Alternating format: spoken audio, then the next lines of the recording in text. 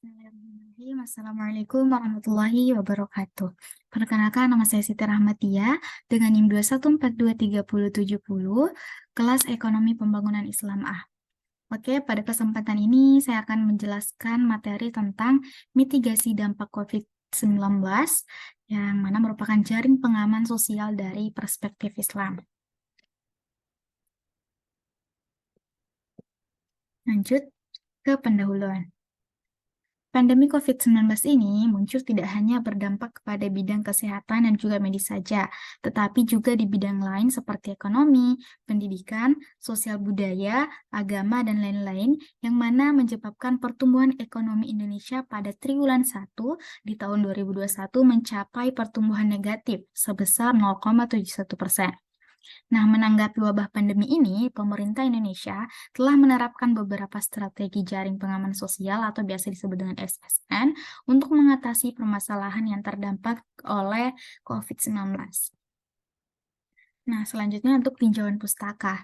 Yang pertama, jaringan pengaman sosial atau SSN ini adalah program yang bertujuan untuk melindungi masyarakat dengan menjamin kesejahteraan sosial, memberantas kemiskinan, melindungi kelompok rentan, melindungi pendapatan dan pekerja miskin, serta dan juga memastikan distribusi pendapatan serta memberikan manfaat jangka panjang. Untuk yang kedua, dalam Islam, SSN ini dapat berbentuk bantuan konsumtif dan juga produktif. Misalnya, sebagai SSN dalam Islam, zakat memberikan bantuan baik konsumtif yaitu manfaat jangka pendek, maupun produktif, yaitu manfaat jangka panjang.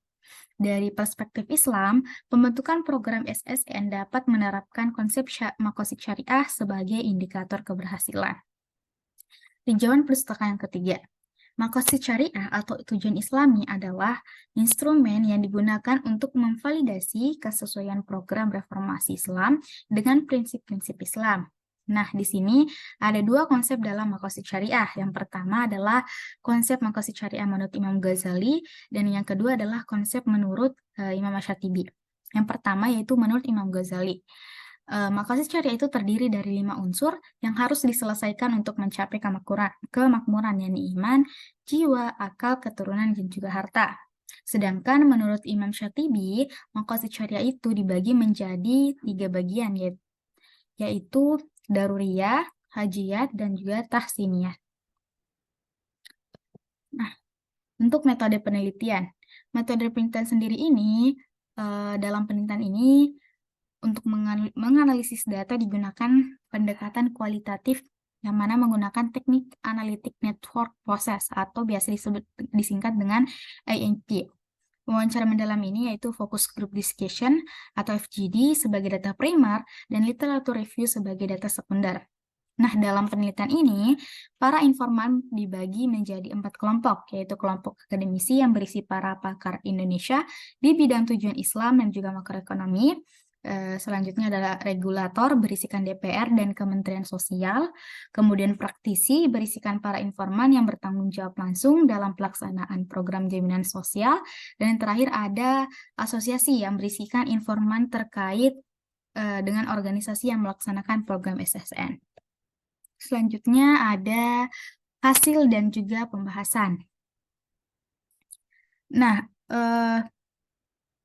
berdasarkan informasi yang diperoleh dari diskusi kelompok terfokus, wawancara mendalam dengan para ahli dan penelitian sebelumnya, diusulkanlah beberapa solusi untuk memitigasi dampak pandemi COVID-19 ini. Yang pertama ada solusi prioritas solusi menurut ahli hasil. Dalam pengolahan data survei melalui ANP ini, para ahli menunjukkan bahwa adanya perbedaan prioritas solusi dalam penanganan pandemi COVID-19.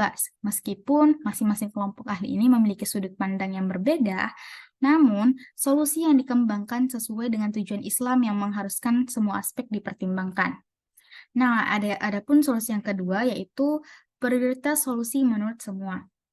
Program penyaluran harapan keluarga disepakati oleh semua ahli untuk dijadikan prioritas, dan secara keseluruhan juga semua ahli bersepakat bahwa prioritas solusi penanggulangan dampak COVID-19 ini adalah yang berkaitan dengan penanggulangan masalah di bidang nasab, akal, jiwa, dan juga harta. Nah, untuk pembahasannya. Menurut hasil, penyaluran FEHP merupakan strategi utama untuk mengatasi dampak solusi ekonomi akibat COVID-19. FHP ini juga merupakan solusi aspek garis keturunan. Namun, FHP ini juga dinilai tepat untuk mencapai kesejahteraan atau maslahah karena tidak hanya berfokus pada penyelesaian satu aspek saja. Perencanaan program pembelajaran ini juga dianggap sangat penting karena alasan pedagogis memainkan peran penting dalam memastikan kualitas sumber daya manusia dan untuk mengurangi kemiskinan. Oleh karenanya, untuk mengatasi dampak COVID-19 ini pada sektor pendidikan, pemerintah harus mengembangkan program penyesuaian kurikulum serta ketentuan fasilitas pembelajaran online yang sesuai sebagai SDSN. Pembahasan yang selanjutnya adalah mengenai penyediaan berbagai layanan konsultasi, juga berbagai kursus pelatihan keuangan dapat diberikan sebagai bagian dari kebijakan jarak sosial untuk memungkinkan pemerintah membantu pelatihan berbagai aktivitas online termasuk di bidang keuangan yaitu jual beli. Nah, yang terakhir ada kesimpulan. Kesimpulannya adalah dalam tujuan Islam, maslahah adalah kunci utama yang dapat dicapai dengan melindungi 5 aspek yang terkandung dalam maqasid syariah, yakni perlindungan terhadap iman, jiwa, pikiran, keturunan, dan juga kekayaan atau harta. Berdasarkan hal tersebut, penelitian ini menekankan pada program SSN atau Jaringan Pengaman Sosial dalam menangani dampak COVID-19 ini. Dan studi ini terbatas pada negara Indonesia yang memiliki karakteristik berbeda dengan negara lain. Peneliti lebih lanjut juga diharapkan dapat melakukan perbandingan hasil dengan negara lain. Namun, penelitian ini telah menawarkan analisis lengkap dengan melakukan identifikasi solusi prioritas dalam semua bidang berdasarkan tujuan Islam. Oke, cukup sekian materi dari saya atau ringkasan dari jurnal yang saya review. Mohon maaf jika ada kesalahan dan kurangnya. Syukron. Wassalamualaikum warahmatullahi wabarakatuh.